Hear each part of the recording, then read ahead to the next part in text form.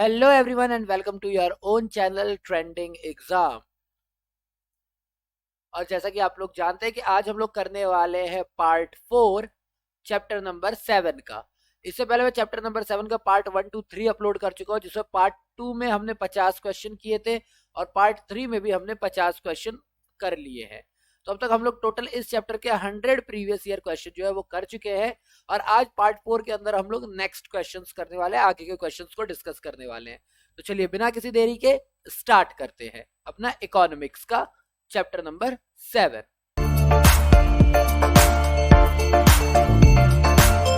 तो चलिए शुरुआत करते हैं क्वेश्चन नंबर 101 शगुन के नंबर से। घाटे की वित्तीय व्यवस्था का अर्थव्यवस्था पर क्या प्रभाव पड़ता है? अगर आप घाटे की वित्त व्यवस्था की बात करते हो, यानी कि आप एक ऐसी अवस्था बना रहे हो इकोनॉमिक्स में जहां पर आपका लगातार घाटे होते ही जा रहे हो और उसके लिए आप क्या करते जा रहे हो, मुद्रा को बढ़ाते जा रहे हो, मुद्रा को छापे जा रहे हो, छापे जा रहे हो। तो उससे क्या होगा, उससे मुद्रास्फीति, हमने पिछली क्लास में पढ़ा था मुद्रास्फीति यानी मुद्रा की आपूर्ति बढ़ेगी, लोगों के पास जरूरत से ज्यादा पैसा आ जाएगा और लोग क्या करेंगे, बिना मतलब में चीजों के रेट को बढ़ाते चले जाएंगे, तो मुद्रा की आपूर्ति में बढ़ोतरी होगी और ऑप्शन नंबर सी हमारा करेक्ट आंसर है। चलिए क्वेश्चन नंबर 102। भारत में घाटे की वित्त व्यवस्था किसके लिए संसाधनों को बढ़ाने के लिए उपयोग की जाती है? यानी कि घाटे की वित्त व्यवस्था में कौन से संसाधनों को बढ़ाने पे बात की जाती है? बेसिकली आर्थिक विकास के लिए, सार्वजनिक ऋण को चुकाने के लिए, भुगतान शेष का समायोजन करने के लिए, या फिर विदेशी ऋण को कम करने के लिए। तो घाटे की वित्त व्यवस्था जो है बेसिकली विदेशी ऋण तो कम होगा नहीं इससे। भुगतान शेष के समायोजन के लिए समायोजक मदें की जाती है, घाटे की वित्त व्यवस्था का यूज नहीं किया जाता। हमारी होते हैं ना समायोजक मदे ही होती है ना, हाँ समायोजक मदे होती है। सार्वजनिक ऋण चुकाने के लिए भी घाटे की वित्त व्यवस्था का यूज नहीं किया जाता। हम लोग घाटे की वित्त व्यवस्था को तभी यूज करते जब हमें आर्थिक आर्थिक विकास लाना हो। तो ये हमारा करेक्ट ऑप्शन होगा। ठीक है, क्या बोला हुआ है इसका एक्सप्लेनेशन कि भारत जैसे देश में घाटे की वित्त व्यवस्था का मुख्य उद्देश्य आर्थिक विकास को बढ़ावा देना। यानी घाटे की वित्त व्यवस्था अगर हम कभी भी करते हैं तो उससे क्या होगा, हमारा आर्थिक विकास बढ़ेगा।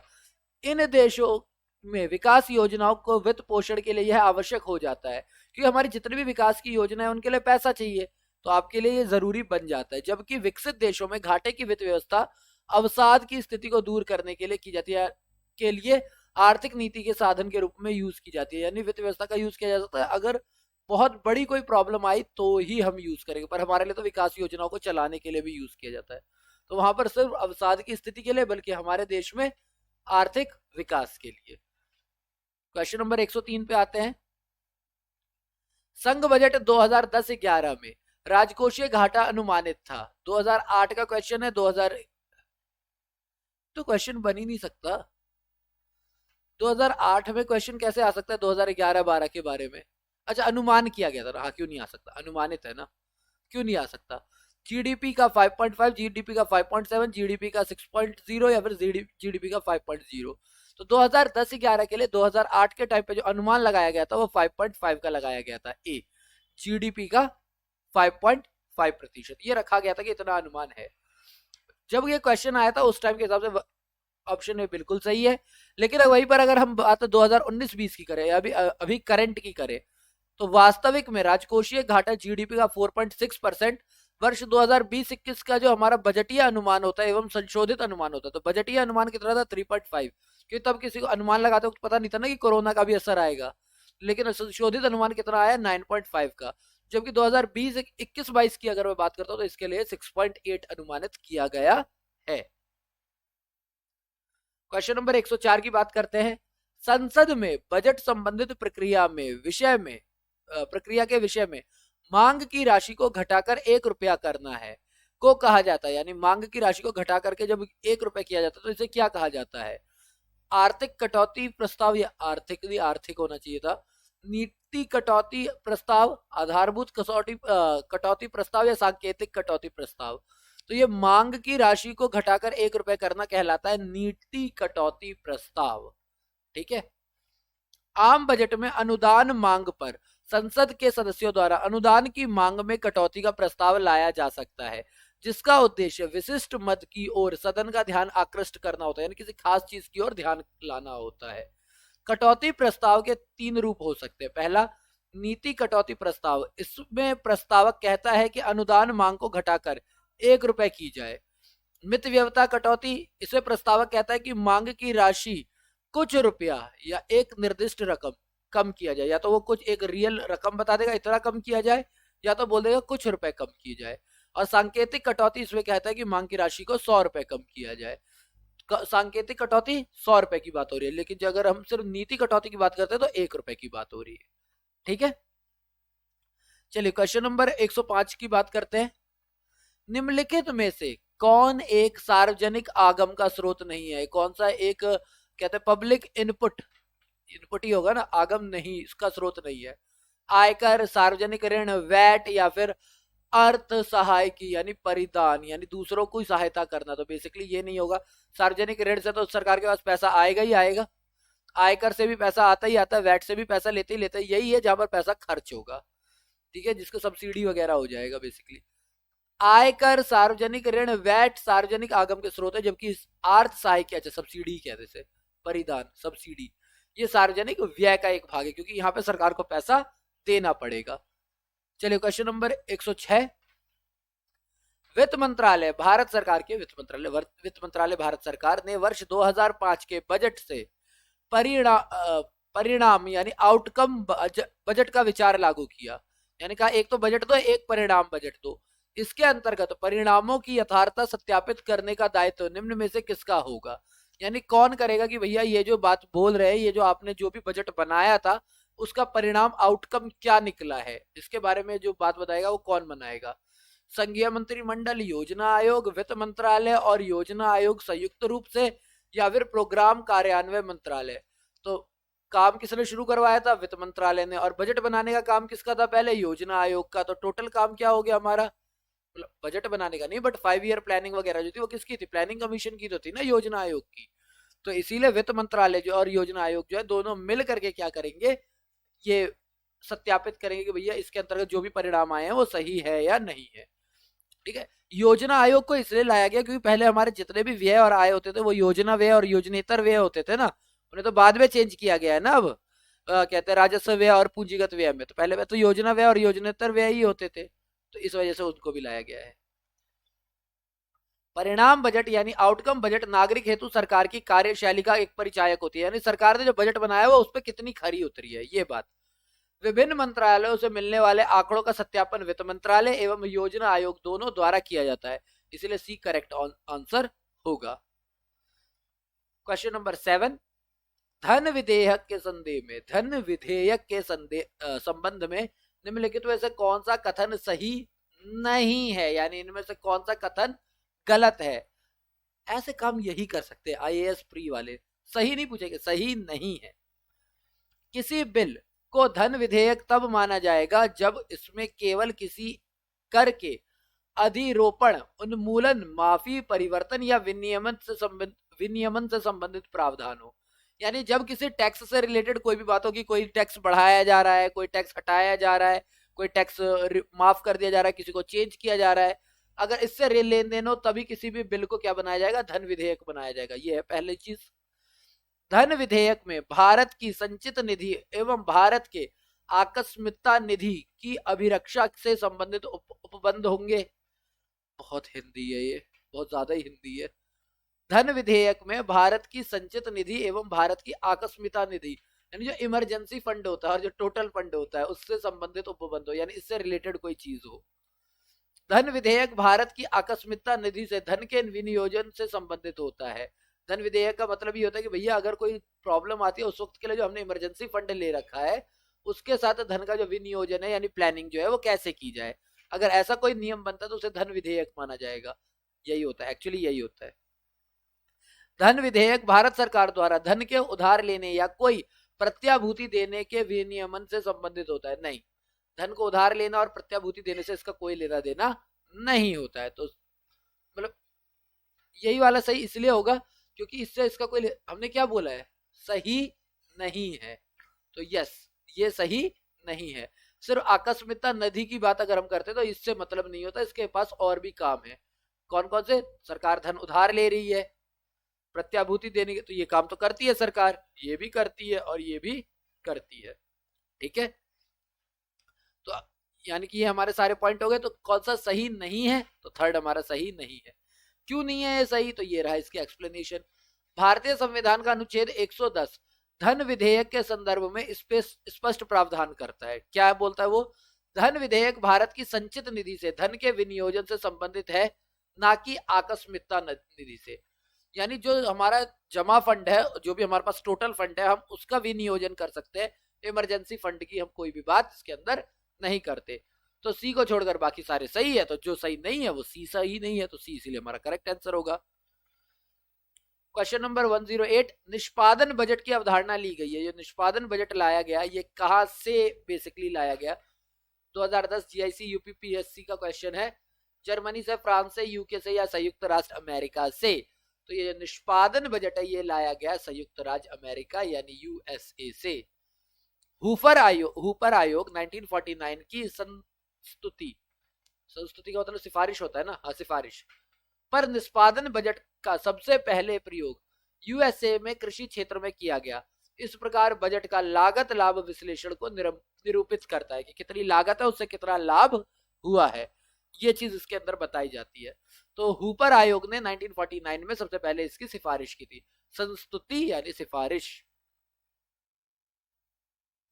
क्वेश्चन नंबर 109, भारत में बजट घाटे को पूरा करने की तदर्थ ट्रेजरी बिल प्रणाली को समाप्त कर दिया गया। यानी बजट घाटे को पूरा करने के लिए ट्रेजरी बिल प्रणाली थी, जिसको कब पूरा किया गया?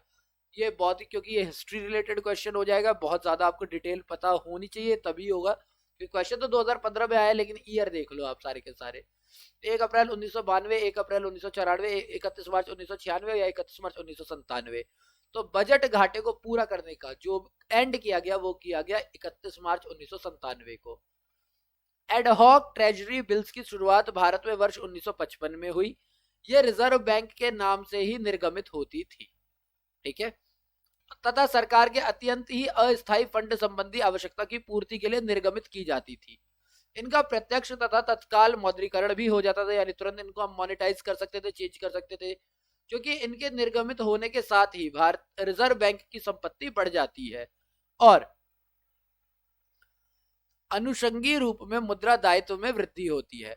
एडहॉक ट्रेजरी बिल का निर्गमन 31 मार्च 1997 से बंद कर दिया गया है और इसके स्थान पर अर्थारोप्य अग्रिम की योजना लागू की गई। अर्थोपाय अग्रिम, ये नई योजना लाई गई थी। एडहॉक ट्रेजरी बिल की जगह अर्थोपाय अग्रिम योजना। ओके। 110, निम्नलिखित प्रस्तावों में से किसका संदर्भित संबंध संघीय बजट से है? यानी इनमें से कौन सा जो है बजट से, जो हमारा संघीय बजट आता है, जो हमारा पार्लियामेंट्री बिल आता है, उससे रिलेट करता है? निंदा प्रस्ताव, ध्यानाकर्षण प्रस्ताव, कटौती प्रस्ताव और स्थगन प्रस्ताव।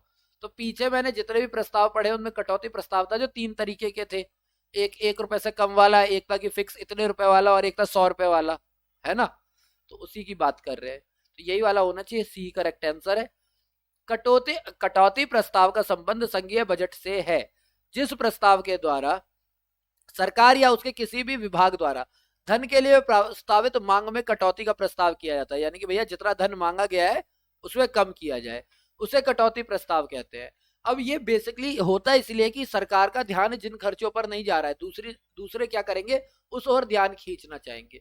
तो उस ओर सिर्फ अगर ध्यान खींच रहा है, सिर्फ जस्ट आपको ये पता है, आपको उसके बारे में इतनी नॉलेज नहीं है, आपको सिर्फ उस तरफ ध्यान खींचना है, तो आप क्या करेंगे, नीतिगत कटौती प्रस्ताव लाएंगे। आप कहेंगे भैया आपका 1 लाख करोड़ का है, 2 लाख करोड़ का, आप 1 रुपए कम कर दो। 1 रुपए कम करने की बात बोली कि इसलिए ताकि सिर्फ बात ध्यान में आ सके।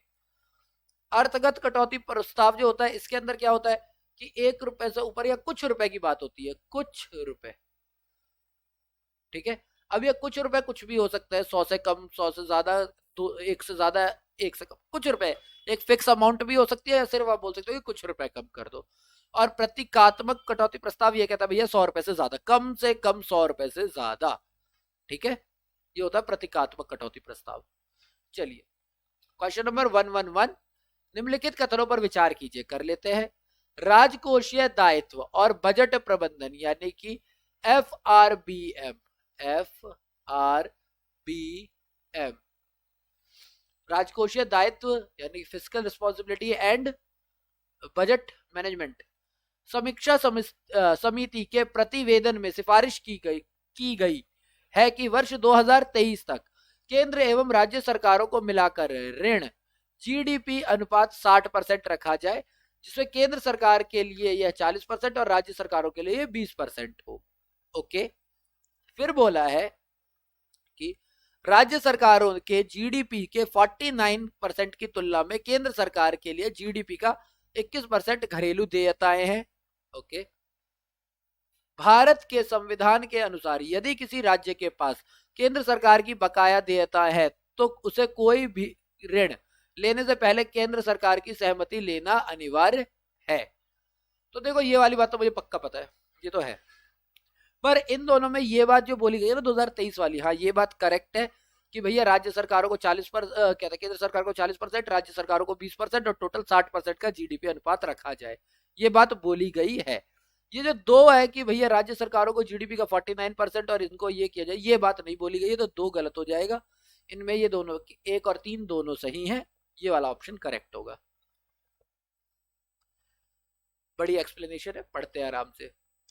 पूर्व राजस्व एवं व्यय सचिव एवं पूर्व सांसद तथा वर्तमान में 15वें वित्त आयोग के अध्यक्ष एनके सिंह की अध्यक्षता वाली राजकोषीय उत्तरदायित्व एवं बजट प्रबंधन समिति ने अपनी रिपोर्ट जनवरी 2017 में पेश की। ठीक है, इस समिति के प्रतिवेदन में सिफारिश की गई कि वर्ष 2023 तक केंद्र एवं राज्य सरकारों को मिलाकर ऋण सकल घरेलू उत्पाद यानी जीडीपी अनुपात 60% रखा जाए, जिसमें केंद्र सरकार के लिए 40% और राज्य सरकारों के लिए ये 20% हो। वर्ष 2013 में ओईसीडी द्वारा जारी एक रिपोर्ट के अनुसार राज्य सरकार के जीडीपी के 21% की तुलना में केंद्र सरकार की जीडीपी 49.23% घरेलू देयता है, अर्थात राज्य सरकारों की तुलना में केंद्र सरकार की घरेलू देयता बहुत ही अधिक है। भारतीय संविधान के अनुच्छेद 293 की उपधारा 3 के अनुसार यदि किसी राज्य के पास केंद्र सरकार की बकाया देयताएं हैं तो उसे कोई भी ऋण लेने से पहले केंद्र सरकार की समिति लेना अनिवार्य है। ये बात तो जरूरी है भाई, पैसा तुम्हारा उनके पास बचा हुआ है तो क्यों लोन लेने देंगे तुम्हें। उपरोक्त व्याख्या के आधार पर हम ये कह सकते हैं कि 1 और 3 जो है करेक्ट है, इसीलिए सी सही है। सेकंड हमारा करेक्ट नहीं था, क्या कि ये राज्य सरकारों का 49 और केंद्र सरकार का 21, ये गलत है। 112 क्वेश्चन नंबर 112, राजकोषीय उत्तरदायित्व एवं बजट प्रबंधन अधिनियम 2003 जिसे राजस्थान में व्यवस्थापित कर दिया गया है, इस उद्देश्य से किस उद्देश्य से उसे किया गया। 2007 में पूछा गया था, 2003 के लिए क्वेश्चन।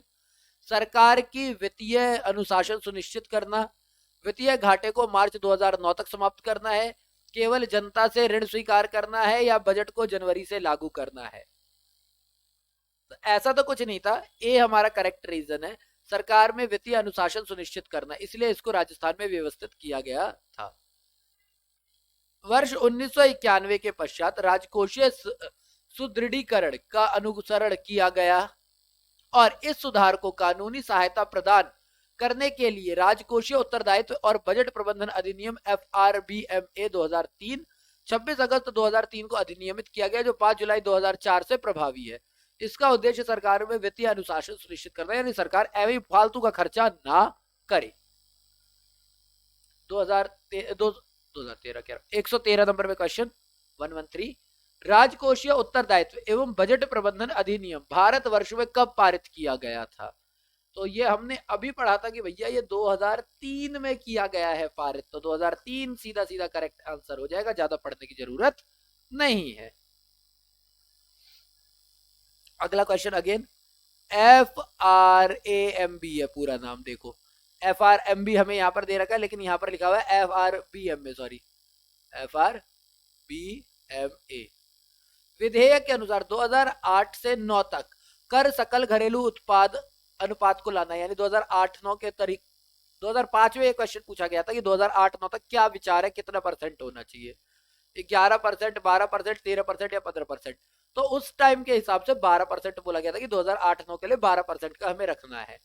राजकोषीय उत्तरदायित्व एवं प्रबंधन अधिनियम FRBM एक्ट के तहत वर्ष 2008 तक केंद्र सरकार के कर सकल घरेलू उत्पाद अनुपात को 12% तक लाने का लक्ष्य था। लेकिन अगर मैं वहीं पर 2021-22 के बजट अनुमानों की बात करूं तो सकल कर राजस्व जीडीपी के प्रतिशत के रूप में वर्ष 2020-21 के संशोधित अनुमान और 21-22 के बजटीय अनुमान हेतु 9.8 और 9.9% है। यानी 2020-21 का संशोधित अनुमान अगर बोलूं तो 9.8% हमारा बोला गया है। क्या कर वाला, कर सकल घरेलू उत्पाद, कर और जीडीपी, टैक्स और जीडीपी के बीच का रेशियो। और वहीं पर 21-22 का जो बजट अनुमान है उसके हिसाब से ये 9.9% है। चलिए आते हैं क्वेश्चन नंबर 115 पे। निम्नलिखित में से कौन सा एक राजकोषीय उत्तरदायित्व तथा बजट प्रबंधन अधिनियम 2003 fiscal responsibility and budget management act 2003 में अनुबंधित नहीं है? यानी इनमें से कौन सी बात यहाँ पर नहीं बोली जा सकती है? राजकोषीय कहते हैं राजकोषीय वर्ष 2007-8 की समाप्ति तक राजस्व घाटे को खत्म करना, ये तो था शायद, हाँ ये था। केंद्र सरकार द्वारा आरबीआई से कतिपय परिस्थितियों के सिवाय उधार ना लेना, यानी कि अगर बहुत इमरजेंसी हो तो ही आप उधार ले। राजकोषीय वर्ष 2008-9 की समाप्ति तक प्राथमिक घाटे को खत्म करना, हमें भी पता है हमारे देश में घाटे इतनी जल्दी खत्म नहीं होने वाले, तो नहीं, ये तो ऑप्शन हो ही नहीं सकता। सरकारी गारंटियों को किसी भी वित्तीय वर्ष में सकल घरेलू उत्पाद जीडीपी की प्रतिशतता के रूप में नियत करना। 2010 में ये आईएएस के प्री में क्वेश्चन आया हुआ है, तो इसका जो करेक्ट आंसर है वो सी ही है, क्योंकि सी इसके अंदर नहीं था, अनुबंधित नहीं था। FRBMA के अंदर ये चीज नहीं थी। उपरोक्त अधिनियम में कोई भी ऐसी कोई अनुबद्धता नहीं है कि प्राथमिक घाटे को शून्य स्तर तक ले जाया जा सके। आप प्राथमिक घाटे को खत्म कर दोगे, ऐसी कोई बात थी ही नहीं। इसीलिए अन्य प्रश्न विकल्प सही है और सी हमारा गलत हो जाएगा। पूछा भी यही था कि गलत कौन सा है। क्वेश्चन नंबर 116 करते हैं। क्वेश्चन नंबर 116 ये कह रहा है कि भारत सरकार के वर्ष 2000-2001 में विनिवेश के 10,000 करोड़ रुपए के लक्ष्य के विपरीत वसूली गई धनराशि कितनी थी? यानी सरकार ने ये बोला था कि 2000 से 2001 के बीच में हम लोग 10,000 करोड़ का विनिवेश करेंगे, ठीक है, विदेशी निवेश की बात हो रही है, विनिवेश करेंगे। लेकिन एक्चुअली आया कितना? 4,843 करोड़, 3,038 करोड़, 2,600 करोड़ या फिर 1,829 करोड़? 2000 का क्वेश्चन है तो उस टाइम पे सर इतना ही आया था, 1,829 करोड़। वर्ष 1991 का प्रारंभ उदारीकरण के साथ यानी लिबरलाइजेशन के साथ हुआ था। के बाद सरकार सार्वजनिक क्षेत्र के उद्यमों का विनिवेश कर रही है। भारत सरकार ने वर्ष 2000-2001 में विनिवेश के लिए 10,000 करोड़ का लक्ष्य के विपरीत सिर्फ 1,829 करोड़ की वसूली की गई थी। बजट अनुमान 2021 में बात करें तो ये बात हो रही है अब 2,10,000 करोड़ के विनिवेश का लक्ष्य था। लेकिन वहीं पर अगर हम 2020 ये था हमारा बजट अनुमान के अंदर, लेकिन जब संशोधित अनुमान आए तो ये सिर्फ 32,000 करोड़ ही रहा।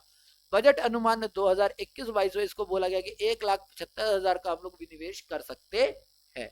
अब जब उसका आएगा संशोधित तो ही हमें पता चलेगा कि कितना बढ़ा है कितना घटा है। नेक्स्ट 2017 केंद्रीय बजट 2019-20 में सार्वजनिक क्षेत्र के उद्यम जिस पर एयर इंडिया भी शामिल है के विनिवेश की कितनी राशि का लक्ष्य रखा गया था? यानी एयर इंडिया वगैरह को मिला के कितने का रखा गया था? 2019 का क्वेश्चन ये 90,000 करोड़, 1,05,000 करोड़, 1,50,000 करोड़, 1,45,000 करोड़। तो बोला गया था 1,05,000 करोड़। तो प्रश्न काल में विकल्प बी सही उत्तर था। वर्तमान हेतु उपयुक्त प्रश्न की व्याख्या दीजिए, यानी ये चीज देखें कि अभी हमारे हिसाब से कितने का लक्ष्य रखा गया था। तो अभी हमारे हिसाब से 1,75,000 करोड़ का है। इससे पिछली साल हमारा 2,10,000 करोड़ का था, लेकिन हम लोग कर कितना पाए थे? सिर्फ 32,000 करोड़ ही कर पाए थे। ठीक है, और अभी तो आप लोगों को पता है एयर इंडिया को लेकर के वही टाटा ग्रुप ऑफ इंडस्ट्रीज ने जो जीता है, ये तो आप लोगों को अभी ये न्यूज पता ही है, तो ये भी एक इंपॉर्टेंट न्यूज है ही। क्वेश्चन नंबर 118 संघ बजट 2010-11 में प्राथमिक घाटा अनुमानित किया गया। क्या अनुमानित किया गया? तो भैया ये जीडीपी में 2% से भी क्या होगा? कम होगा। जीडीपी ज्यादा होगी और ये 2% से कम होगा। जीडीपी ज्यादा होनी चाहिए। फिर बोला गया कि भैया ये 1% से भी कम होगा। ओके, देखते हैं आगे क्या बोला हुआ है। नहीं, ऐसा नहीं है, ये 2% से ज्यादा भी हो सकता है भैया। ऐसा है, ये 2% से ज्यादा हो सकता है, या फिर ये 2 से 3% के बीच में रहेगा। तो जो करेक्ट आंसर है वो यही है कि ये जीडीपी का बोला था कि जीडीपी का 2% से कम रहेगा। ये चीज ज्यादा होगा, जीडीपी से कम रहेगा, 2% से कम ही रहेगा ये घाटा। तो प्रश्न काल में ए सही उत्तर था, यानी 2009 के टाइम पे। लेकिन अभी की अगर मैं बात करूं, 2021-22 का जो प्राथमिक घाटा है वो जीडीपी का 3.1 अनुमानित किया गया है, जबकि 2020-21 में अनुमानित एवं संशोधित अनुमान कितने का था, 0.4 का, और संशोधित करके 5.9 रहा था। बहुत बड़ा ये घाटे का अंतर आया था। हमारी पूरी अर्थव्यवस्था उथल पुथल हुई है, हमारी क्या पूरे विश्व की हुई है, क्या बोल रहा है इसमें। 119, निम्नलिखित तो वैसे कौन से पूंजीगत लेखा की रचना करते हैं, यानी कि पूंजीगत जो हमारा अकाउंट बनता है, कैपिटल अकाउंट जो बनता है, वो उसकी रचना के लिए कौन कौन सी चीजें आती है। विदेशी ऋण, प्रत्यक्ष विदेशी निवेश, निजी प्रेषित धन या पोर्टफोलियो निवेश, इनमें से कौन सा आता है। तो अगर मुझे पता है तो ऋण तो लिया ही जाता है, और ऋण एफडीआई और एफआईआई दोनों होता है, तो ये तो आएंगे ही आएंगे, एफडीआई एफआईआई। पोर्टफोलियो इन्वेस्टमेंट यानी फॉरेन इंस्टीट्यूशनल इन्वेस्टमेंट भी कहते थे। विदेशी ऋण भी आता है। निजी प्रेषित धन जो है ये इसका पार्ट नहीं है, तो इसलिए बी हमारा करेक्ट आंसर हो जाएगा। विदेशी ऋण, प्रत्यक्ष विदेशी निवेश, पोर्टफोलियो निवेश, ये सारे पूंजी खाते के लेखा में आते हैं। निजी प्रेषित धन इसमें शामिल नहीं होता है, सम्मिलित नहीं होता है। आप लोग आराम से 12th क्लास की बजट वाला चैप्टर देख लो, उसके अंदर आपके पास कई सारी बुक्स है, उसके अंदर इजीली आपको ये पूरा का पूरा कॉन्सेप्ट क्लियर हो जाएगा। एक बार बजट को वहां से अगर आप पढ़ लोगे, ये जो चीज है ना कि प्राथमिक घाटा क्या होता है, राजकोषीय घाटा क्या होता है, राजस्व घाटा क्या होता है, पोर्टफोलियो निवेश क्या है, पूंजी खाते क्या होते हैं, ये सारी चीजें क्लियर हो जाएगी 12th के बजट वाले चैप्टर में। 12th बजट नहीं, 12th क्लास का बजट वाला चैप्टर मैक्रो इकोनॉमिक्स के अंदर, यानी कि समष्टि अर्थशास्त्र के अंदर का। क्वेश्चन नंबर 120, रेल बजट 2013-14 में नई अत्यधिक आरामदायी श्रेणी चलाने की स्वीकृति प्रदान की गई, इसे कहा जाएगा, क्या कहा जाएगा इसे। 2014 का ही क्वेश्चन है। 2013 की सबसे आरामदायक श्रेणी जो होगी उसे क्या कहा जाएगा। उड़ान, आनंद, अपूर्व या फिर अनुभूति। तो आराम है, आराम की क्या होती है, हमें अनुभूति होती है। इसका पूरा नाम भी कुछ अलग ही होगा। रेल बजट 2013-14 में उत्कृष्ट माहौल और नवीनतम सुविधाएं एवं उपलब्ध कराने के लिए अनुभूति नामक सवारी गाड़ी चलाने की स्वीकृति प्रदान की गई थी। चलिए अगले शगुन के नंबर पर आते हैं। क्वेश्चन नंबर 121, भारत की वित्तीय वर्ष 2016-17 का राजकोषीय घाटा लक्ष्य क्या था, यानी 16-17 के लिए राजकोषीय घाटा कितना बोला गया।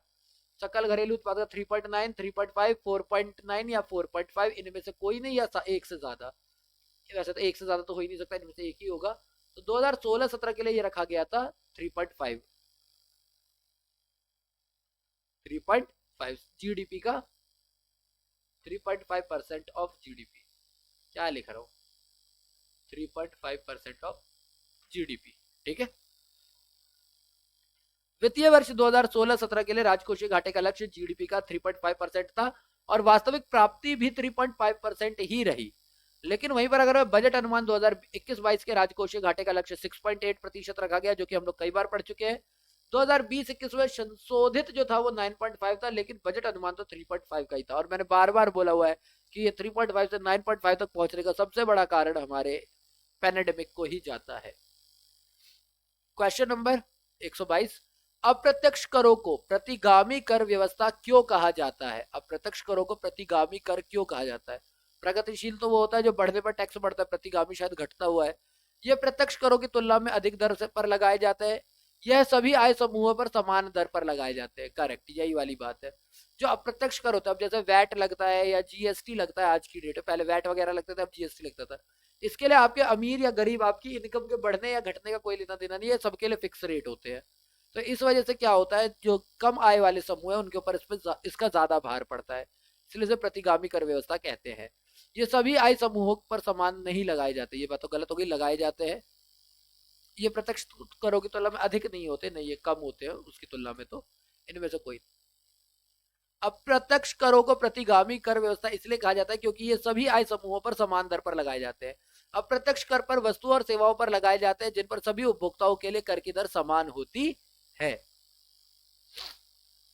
सॉरी अगर आवाज में थोड़ी प्रॉब्लम आ रही है, तो आवाज तो वो आप लोगों को पता ही है कि अभी मेरी तबीयत उतनी सही नहीं चल रही है, बट वीडियोस आती रहेंगी।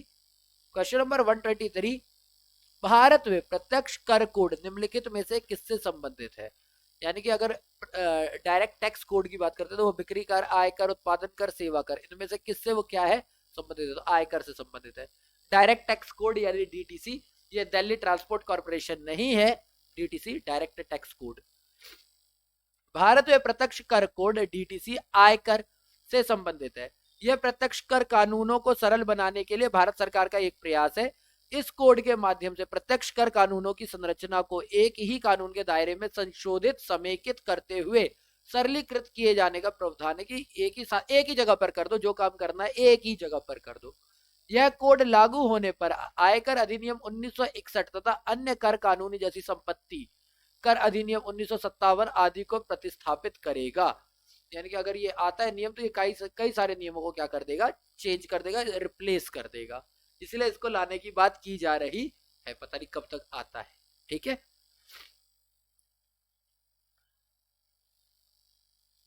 124 निम्नलिखित में से कौन सा कर केंद्र सरकार द्वारा लगाया जाता है पर राज्य सरकार द्वारा इकट्ठित किया जाता है। भैया इस मामले में के लिए तो आपको सारी की सारी लिस्ट याद करनी पड़ेगी। इसके लिए आपको क्या करनी पड़ेगी, सारे टैक्सेस की लिस्ट याद करनी पड़ेगी कि कौन सा राज्य सरकार लेती है, राज्य सरकार लगाती है, राज्य सरकार ही जमा करती है। केंद्र सरकार लगाती है, राज्य सरकार जमा करती है। केंद्र सरकार लगाती है, केंद्र सरकार ही लेती है, राज्य सरकार लगाती है पर केंद्र सरकार लेती है। ऐसे क्या कर रहा हूँ, स्टेट लगाती है, स्टेट ही रिसीव करती है। सेंट्रल लगाती है, सेंट्रल रिसीव करती है। सेंट्रल लगाती है, स्टेट रिसीव करती है। स्टेट लगाती है, सेंट्रल रिसीव करती है। ऐसे 4 सेट है, इनको आपको याद करना पड़ेगा। तो सिंचैन की भाषा में बोलूं तो करना तो पड़ेगा। चलिए, पहला बोला है स्टाम्प शुल्क, यात्री एवं वस्तु कर, संपदा शुल्क, अखबारों पर कर या फिर उपरोक्त में से कोई नहीं या एक से अधिक। तो ये स्टैंप शुल्क जो है, स्टैंप टैक्स जो होगा या कॉस्ट होगी, ये लगाया राज्य सरकार, केंद्र सरकारों द्वारा जाता है पर इकट्ठा किसके द्वारा किया जाता है, राज्य सरकार के द्वारा। स्टैंप शुल्क वो जो संघ सूची में वर्णित है, केंद्र सरकार द्वारा लगाया जाता है परंतु राज्य सरकार इकट्ठा करके उसको बांटती है। क्वेश्चन नंबर 125, यहाँ इस हिसाब से हम लोग 50% पर आ गए क्योंकि टोटल 250 क्वेश्चन है और अब हम लोग करने वाले हैं क्वेश्चन नंबर 125। तो फाइनली 50% के करीब हम लोग आ गए हैं। भारत के बजट में किस वर्ष वस्तु लेन देन कर सीटीटी, ठीक है, प्रस्तुत किया गया था? यानी बजट में कौन से साल सीटीटी को लाया गया था? 13-14, 12-13, 14-15 और 17-18। तो ये जो है ना वस्तु लेन देन सीटीटी, ये लाया गया था हमारा 13-14 में। ये हमारा करेक्ट आंसर है।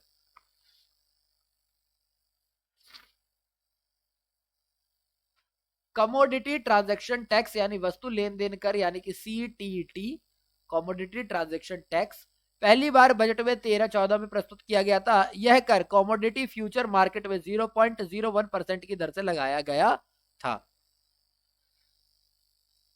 क्वेश्चन नंबर 126, किसने भारत में पहली बार व्यय कर लगाने का सुझाव दिया? यानी किसने कहा था भैया sales tax, sorry expenditure tax भी लगाओ, इनकम टैक्स लगाते हो तो एक्सपेंडिचर टैक्स क्यों नहीं लगाओगे? किसने कहा था ये? क्लैर्की ने, कॉल्डर ने, आरजे चलैया ने या फिर गौतम माथुर ने? तो ये जो हिसाब किताब था ये कॉल्डर साहब का था। कॉल्डर ने कहा था ये कि व्यय कर भी लगाओ। भारत में व्यय कर लगाने का सुझाव सर्वप्रथम कॉल्डर ने दिया था। इन्होंने संपदा कर, संपत्ति कर, उपहार कर की शुरुआत का भी सुझाव दिया था। भारत में व्यय कर अप्रैल 1962 में समाप्त कर दिया गया था। कॉल्डर एक कैम्ब्रिज अर्थशास्त्री थे और ब्रिटेन के नागरिक थे। इनको क्या ही पता, ये कैम्ब्रिज में पढ़ने वाला इंसान जो कि ब्रिटेन जैसे गरीब देश में रहा है, खुद सोच सकते हो ब्रिटेन कितना गरीब था, उसको क्या पता आम आदमी की जिंदगी पर क्या दिक्कत आती है, जो खुद कैम्ब्रिज में पढ़ा हो और ब्रिटेन के नागरिक थे। वर्ष 1964 में ब्रिटेन से लेम्बर सरकार के सलाहकार भी रहे थे। इसके अलावा यह कई देशों में कर सलाह हेतु आमंत्रित भी किए गए थे। तो उन्होंने बोले ये भी टैक्स लगाओ। तो कौन थे वो? कॉल्डर। कॉल्डर, ठीक है। क्वेश्चन नंबर 127, संघ विक्रय कर के बारे में निम्नलिखित में से क्या सत्य है? यानी कि ये जो हमारा सेल्स टैक्स होता है इसके बारे में क्या बात है? यह अंतर राज्य व्यापार पर लगाया जाता है या केंद्र शासित प्रदेशों पर लगाया जाता है या विशेष आर्थिक क्षेत्र पर लगाया जाता है या तीनों ही सही है? तो ऐसा है, ये अंतर राज्य व्यापार पर तो लगाया जाता है, ये केंद्र शासित प्रदेशों पर भी लगाया जाता है, पर ये SEZ स्पेशल इकोनॉमिक जोन विशेष आर्थिक क्षेत्र पर नहीं लगाया जाता है। तो हमारा क्वेश्चन ऑप्शन होगा केवल 1 और 2। तो केंद्रीय बिक्री कर या संघ विक्रय कर का उद्देश्य राज्यों के बीच विक्रय कर के अंतराल को कम करना है। इसका निर्धारण संघ सरकार द्वारा तथा संग्रहण एवं उपयोग द्वारा राज्य सरकार द्वारा होता है। यानी इसको जमा कौन करती है? इसका निर्धारण संघ सरकार द्वारा तथा संग्रहण एवं उपयोग राज्य सरकार द्वारा। यानी इकट्ठा कौन कर लगाएगा? कौन? Central government. जमा कौन करेगी? State government. खर्चा कौन करेगी? वो भी स्टेट गवर्नमेंट। यह कर अंतर राज्य व्यापारों पर लगाया जाता है, यानी इंटर स्टेट लगाया जाता है, तथा यह केंद्र शासित प्रदेशों पर भी लगाया जाता है, जबकि विशेष क्षेत्र यानी SEZ के लिए इसमें छूट का प्रावधान है। स्पेशल इकोनॉमिक जोन में इसको नहीं लगाया जाता है। ठीक है, चलो देखते हैं क्वेश्चन नंबर 128। निम्नलिखित बजट कहते हैं निम्नलिखित केंद्रीय बजट 2021 में के अनुमानित आय के स्रोत हैं। सूची 1 और 2 में बताइए। साथ ही सुमेलित कीजिए नीचे दिए गए कूट के साथ मिलाना, यानी बेसिकली मैच करना है कि कहां से कितने % की इनकम आई थी। तो इसके लिए तो आपको पूरा का पूरा बजट याद होना चाहिए, तभी होगा।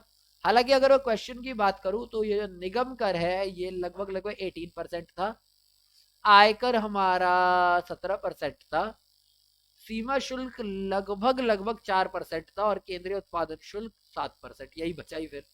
तो हमारा ऑप्शन आ गया ए का 2, बी का 1, सी का 4, डी का 3। 2143 2143 2143 2143 ये रहा डी हमारा करेक्ट ऑप्शन है। ओके, निगम कर 18%, आय कर 17%, सीमा कर 4% और केंद्रीय उत्पादन शुल्क 7%। बजट अनुमान 2021 में आय कर में शीर्ष निम्न स्रोत है GST। यानी कि अगर 2021 की बात करो तो इस वक्त हमारा जो मेन जो एरिया है वो कहां से आएगा? GST से आएगा, इनकम टैक्स से आएगा, निगम कर से आएगा यानी म्युनिसिपल टैक्स से आएगा, और केंद्रीय उत्पादन शुल्क से भी आएगा, सेंट्रल प्रोडक्शन टैक्स से भी आएगा। ठीक है, क्वेश्चन नंबर 129 की बात करते हैं। भारत में केंद्र सरकार की कर आय के दो सबसे बड़े स्रोत हैं, यानी कि कर से जो आय आती है उसके दो सबसे बड़े स्रोत कौन कौन से हैं? केंद्रीय उत्पादन कर एवं निगम कर, तट कर एवं निगम कर, केंद्रीय उत्पादन कर एवं तट कर। बिल्कुल सही, सबसे ज्यादा यही से आता है पैसा सरकार के पास, तट कर एवं आयकर।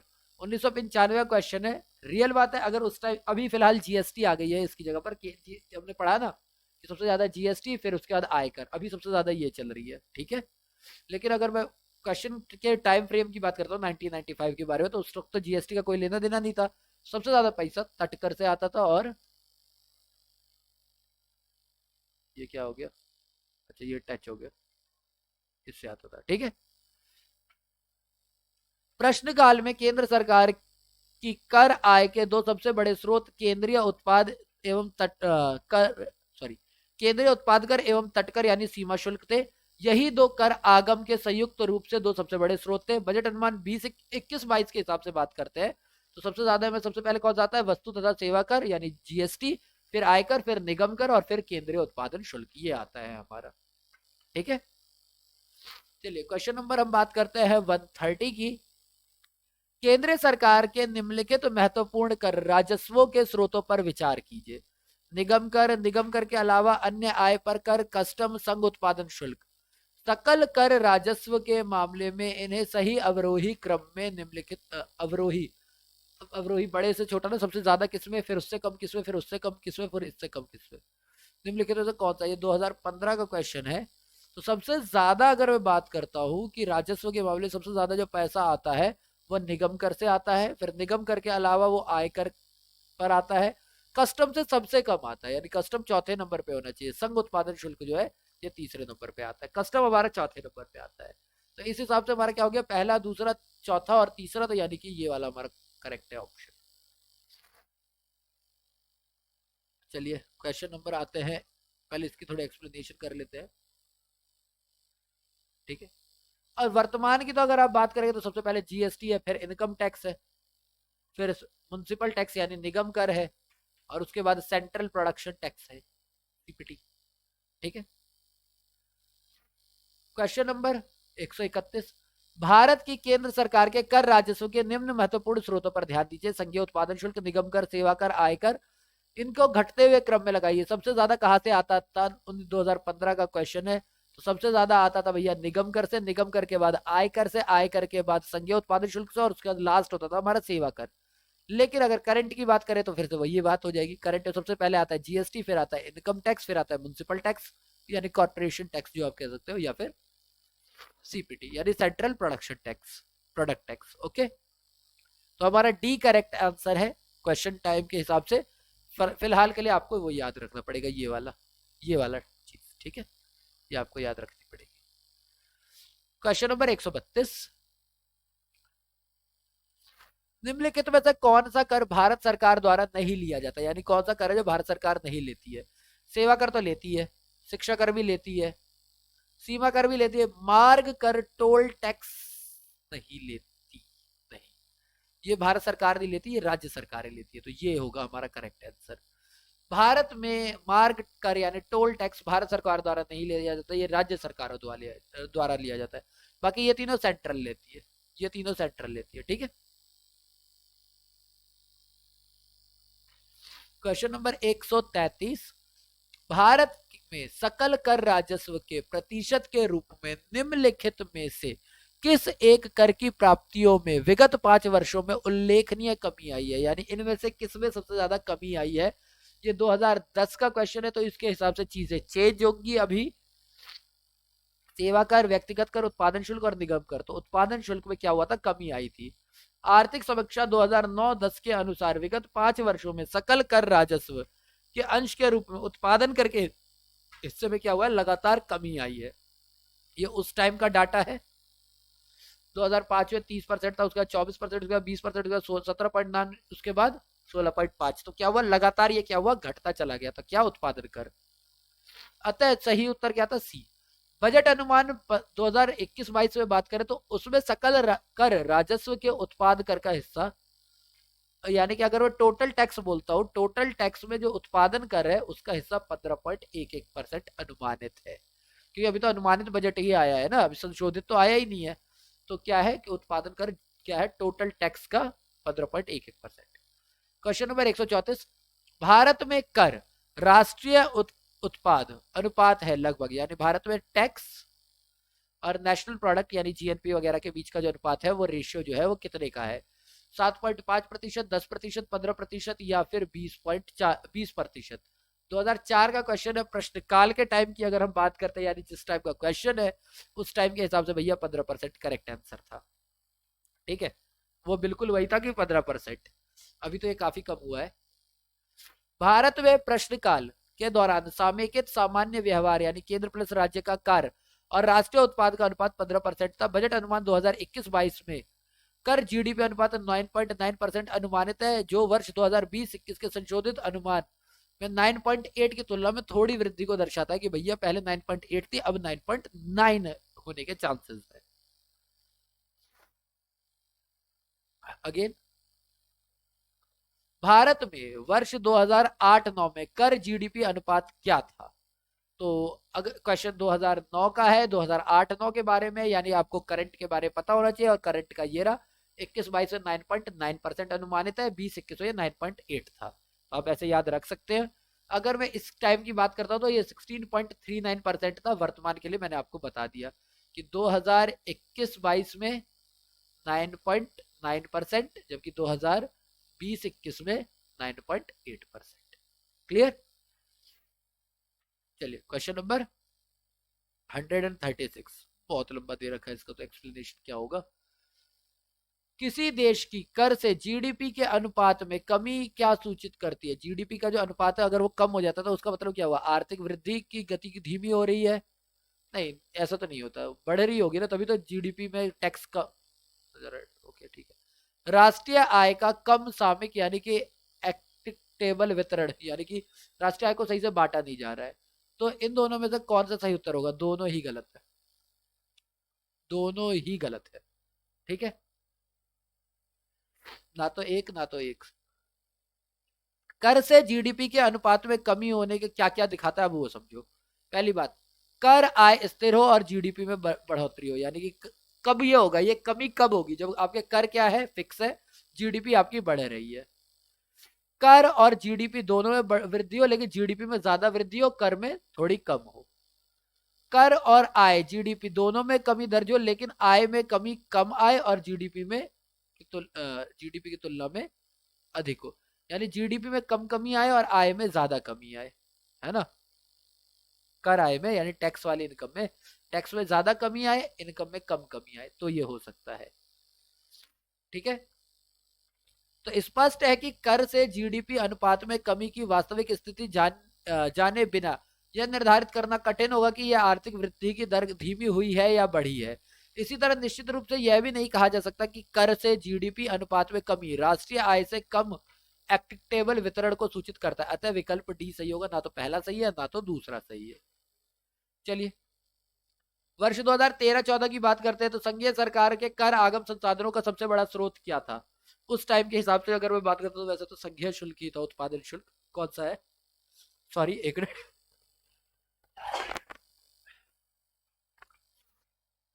पहला दे रखा है संघ उत्पादन शुल्क, दूसरा दे रखा है सीमा शुल्क,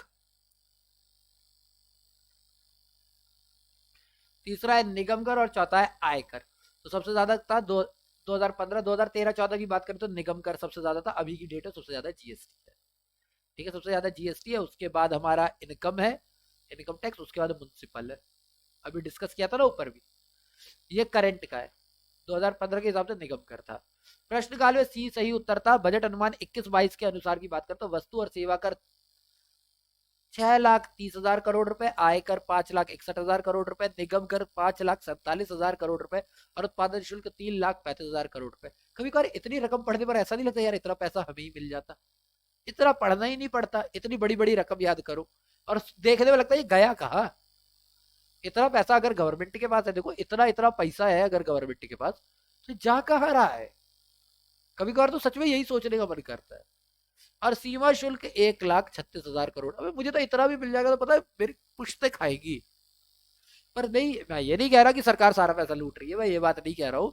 भाई बहुत सारे खर्चे हैं, इतने सारे बिल्डिंग्स बना दी है, रोड बनाने हैं, इतने एमपीज को सैलरी दे दी है, बहुत सारी चीजें। पर सीरियसली आपको लगता नहीं कि ये कुछ ज्यादा रकम है? सिर्फ टैक्स टैक्स की बात कर रहे हैं अभी तो। मेरे को भी पता है कि गवर्नमेंट जो है बहुत सारे अनुदान देती है, ये सब देती है, बट स्टिल कभी कभार लगता है, मेरे कह रहा नेसेसरी, जस्ट कभी कभी लगता है। वर्ष 2013-14 में सकल घरेलू उत्पाद में आयकर का हिस्सा था। 2013-14 की बात हो रही है, यानी कि आपको ये सारी चीजें पता होनी चाहिए कि भैया सकल घरेलू उत्पाद में आयकर कितना ज्यादा था। तो आयकर जो है वो 2.1%, 3.4%, 2.8%, 3.3%, इनमें से कोई नहीं। तो 2013-14 की अगर बात करें तो ये 2.1% था। अगर आज की डेट में आयकर की बात करते हैं 5,61,000 करोड़ है, कितने रुपए में से अभी वो मुझे याद नहीं है, तो वो देख के बताते हैं। वैसे बजट का अनुमान जो है वो लगभग लगभग देखते आगे यहाँ पे दे ही रखा है, इसको पढ़ लेते हैं, एक मिनट रुक जाओ। प्रश्न काल में विकल्प ए सही उत्तर था। बजट अनुमान 2021-22 में आयकर का हिस्सा 5,61,000 करोड़ रुपए, जो सकल घरेलू उत्पाद 2,22,87,369 करोड़ रुपए का 2.52% हिस्सा है, जो कि बजट अनुमान 2020-21 में ये 2.84% था। ठीक है, क्वेश्चन नंबर 139। भारत में निम्न में से कौन सा एक कर आगम का सबसे बड़ा स्रोत है? यानी 2004 में भी ये क्वेश्चन पूछा गया है, 5 में भी पूछा गया है। अभी के हिसाब से बात नहीं करूंगा, अभी के हिसाब से तो जीएसटी होगा, लेकिन उस टाइम के अगर मैं हिसाब से बात करूं तो सबसे बड़ा आगम क्या था? केंद्रीय उत्पादन शुल्क ही था। आयकर, निगम कर, केंद्रीय उत्पादन शुल्क, सीमा शुल्क, सबसे ज्यादा क्या था? केंद्रीय उत्पादन शुल्क था। हमने पीछे पढ़ा भी था ना, जो 5 लगातार कम हुए थे, तो उससे सबसे 20% के करीब हिस्सा था पहले इसका। ठीक है, प्रश्नकाल में भारत कर का सबसे बड़ा भाग केंद्रीय उत्पादन शुल्क से प्राप्त होता था प्रश्नकाल के टाइम पे। वर्तमान में इसका सबसे बड़ा हिस्सा जीडीपी, फिर उसके बाद आयकर, ये दो है। अभी जीडीपी, जीएसटी और आयकर है, जीएसटी और आयकर। चलिए क्वेश्चन नंबर 140 की बात करते हैं। निम्नलिखित में से कौन से कर से केंद्र को वर्ष 2007-8 में सर्वाधिक आय प्राप्त हुआ? 7-8 की बात कर रहे हैं, 7-8 में 2006 का क्वेश्चन है। 13-14 की भी बात करूं तो भी निगम कर था, और 2007-8 की बात करूं तो भी निगम कर ही था, जिससे सबसे ज्यादा क्या हुआ था? इनकम प्राप्त हुई थी केंद्र सरकार को। प्रश्नकाल के लिए उत्तर ए सही था, लेकिन वर्तमान में जीएसटी से सबसे ज्यादा इनकम आती है, फिर आयकर से और फिर निगम कर से। निगम कर तीसरे नंबर पे है और चौथे पे है केंद्रीय उत्पादन शुल्क। चलिए आते क्वेश्चन नंबर 141 पे। वर्ष 2009-10 में निम्नलिखित संघ सरकार के कर आय का सर्वप्रथम साधन रहा।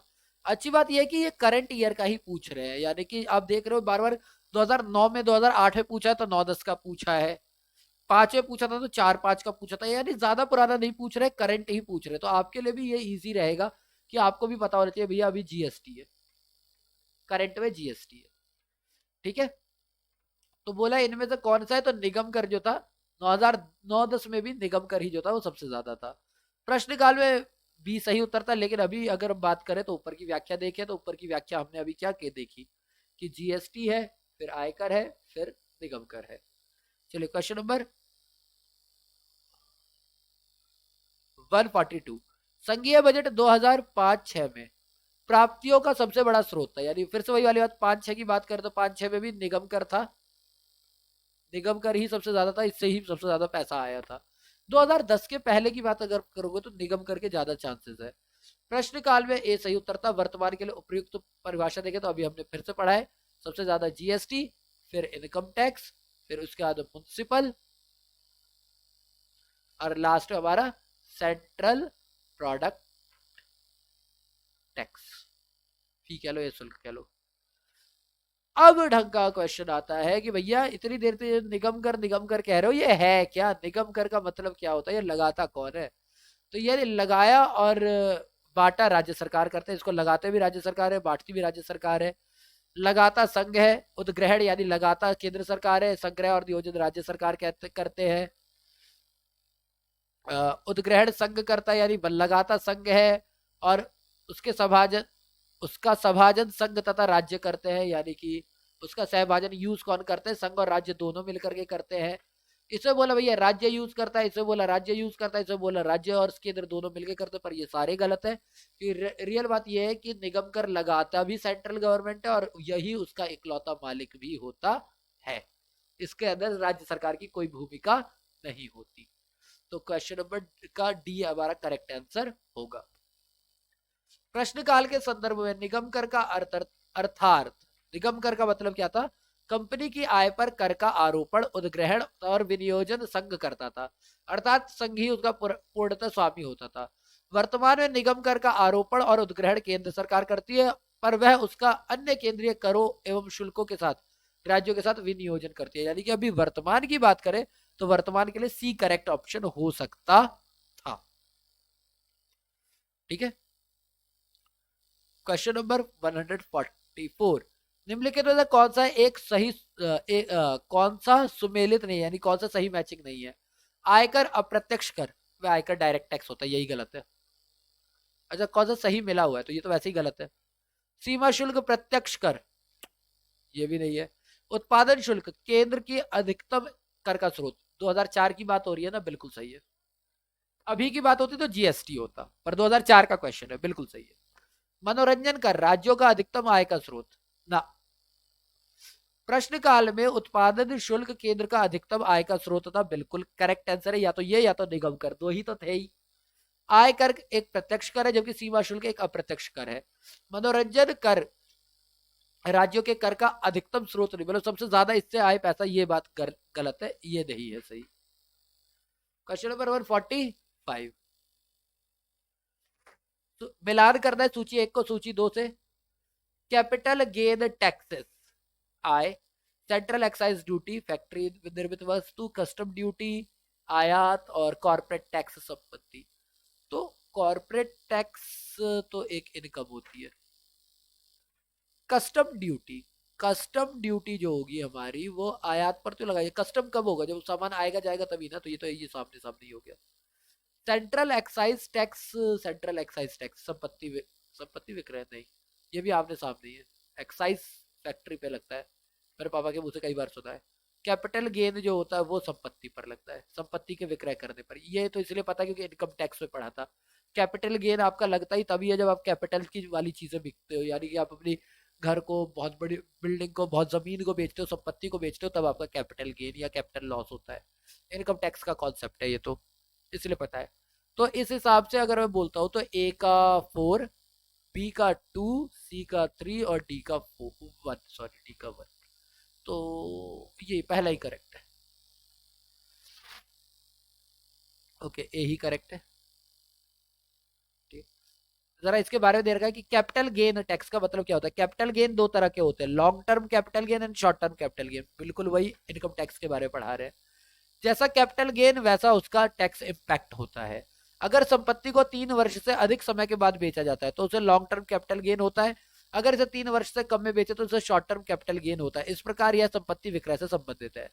वहीं पर अगर वो सेंट्रल एक्साइज ड्यूटी या केंद्रीय उत्पादन शुल्क की बात करता हूँ तो किसी भी कंपनी अथवा फैक्ट्री द्वारा उत्पादित वस्तुओं के मूल्य पर लगाया जाता है। इसीलिए मैंने अपने पापा के मुंह से कई बार सुना है कि एक्साइज वाले आए थे, एक्साइज ड्यूटी वगैरह। ये मैंने काफी टाइम सुना हुआ है, सेंट्रल एक्साइज ड्यूटी वगैरह। सीमा शुल्क, यह एक अप्रत्यक्ष कर है जो देश की सीमा से बाहर ले जाने वाली तथा देश के बाहर से आने वाली वस्तुओं पर लगाया जाता है, यानी कि आयात निर्यात पर लगाया जाता है। और कॉर्पोरेट टैक्स यह कंपनियों के लाभ पर लगाया जाता है। अगर आप लोगों ने नेशनल इनकम का पूरा कॉन्सेप्ट पढ़ा है तो नेशनल इनकम का जो हमारा इनकम मेथड होती है, नेशनल इनकम को कैलकुलेट करने के लिए जो हमारा आय विधि होती है, आय विधि के अंदर जो हमारा तीसरा पार्ट होता है लाभ, लाभ के अंदर 3 चीजें होती है, लाभांश, अवितरित लाभ और कॉर्पोरेट टैक्स यानी निगम लाभ कर। तो ये वही है कॉर्पोरेट टैक्स, ये कंपनियों के लाभ पर लगाया जाता है। इसी कारण इसे कंपनी लाभ कर यानी कि भी कहा जाता है। इसे आयकर की भांति एक प्रत्यक्ष कर है। ठीक है।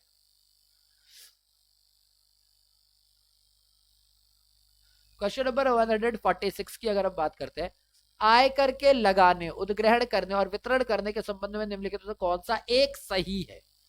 बस आपको ये जरूर याद रखना है कि ये कौन से सही की बात करता है और कौन से गलत की बात करता है। पीछे हमने एक क्वेश्चन पूछा था जिसमें स्पेशली उसने बोला था कौन सा सही नहीं है। आयकर की बात कर रहा है कि संघ कर लगाता है, उद्ग्रहण करता है और कर प्राप्तियों को स्वयं और राज्यों के बीच वितरित करता है। संघ कर लगाता है, उद्ग्रहण करता है और कर प्राप्तियों को अपने लिए रख लेता है। संघ कर लगाता है, उद्ग्रहण करता है, लेकिन सभी प्राप्तियों को राज्य में वितरित कर दी जाती है। केवल आयकर पर लगाया गया अधिभारी संघ एवं राज्यों के बीच बांटा जाता है। ये तो गलत है। आयकर की बात अगर हम करते हैं तो संघ इसका कर लगाता है, उद्ग्रहण करता है, लेकिन कर प्राप्तियों को अपने साथ और राज्य के साथ बांट लेता है। यानी कि सारा का सारा राज्य को दे दिया, सारा का सारा खुद के लिए रख लेता।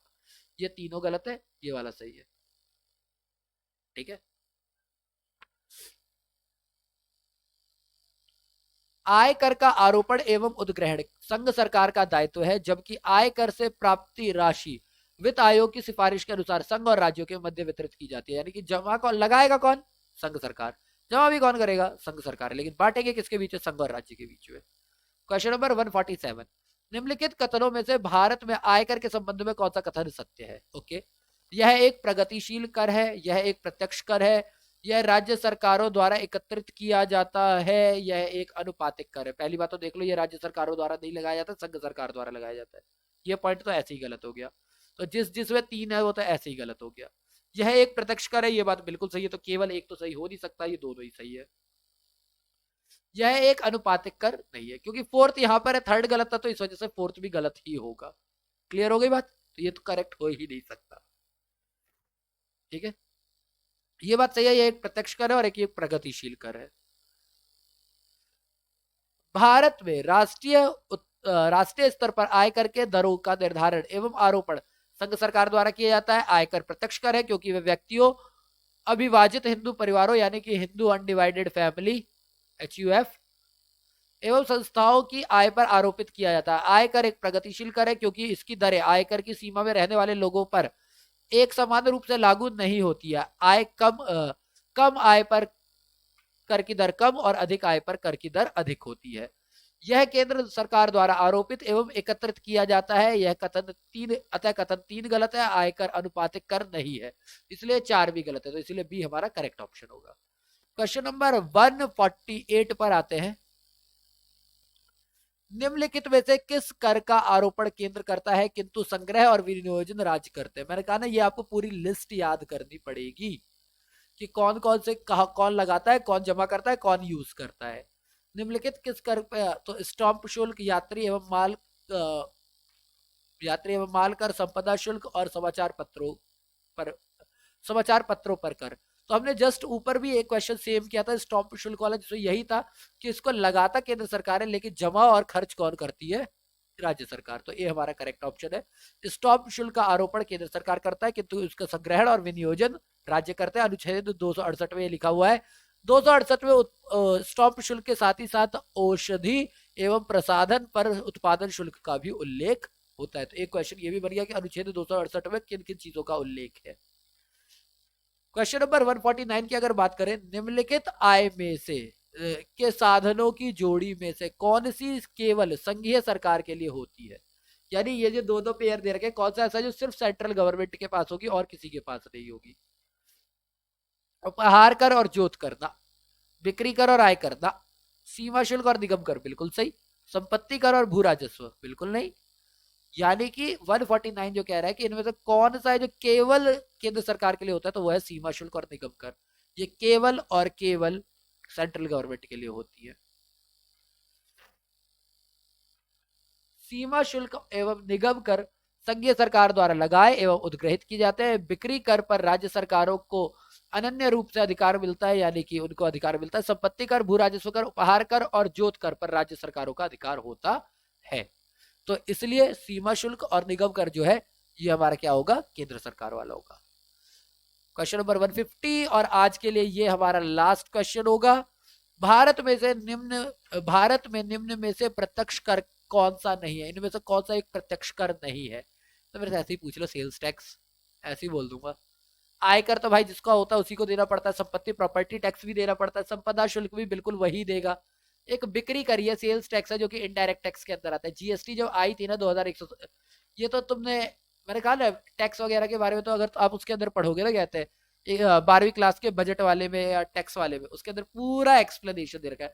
12th क्लास में बहुत अच्छे से समझा रखा है इस चीज को कि कौन सा डायरेक्ट होता है कौन सा इनडायरेक्ट होता है, वो बहुत अच्छे से दे रखा है। आयकर, संपत्ति कर एवं संपदा शुल्क प्रत्यक्ष कर होते हैं। इनमें से करापात इंसिडेंट और कराघात इम्पैक्ट दोनों ही एक ही व्यक्ति पर होता है। हमें बताया गया था कि आरोपण और अदायगी। मेरे को करापात और कराघात ये दो नए वर्ड नहीं है मेरे लिए, मैंने पहले भी पढ़े हुए हैं, बट मैंने यही कहा था कि इसको लगाया किसी और व्यक्ति पर जाता है परंतु इसका भार किसी और पर पड़ता है। हमने ऐसे याद किया था। तो ये इंसिडेंस किसी और पे होता है, पे किसी और को करना पड़ता है। वो कौन से होते हैं, अप्रत्यक्ष कर। और जिनके ऊपर ये एक ही इंसान पर इंसिडेंस और इम्पैक्ट होता है वो होते हैं हमारे प्रत्यक्ष कर। यानी जिसपे लगाया जाएगा उसी को पे करना पड़ेगा, तो ये प्रत्यक्ष कर होते हैं।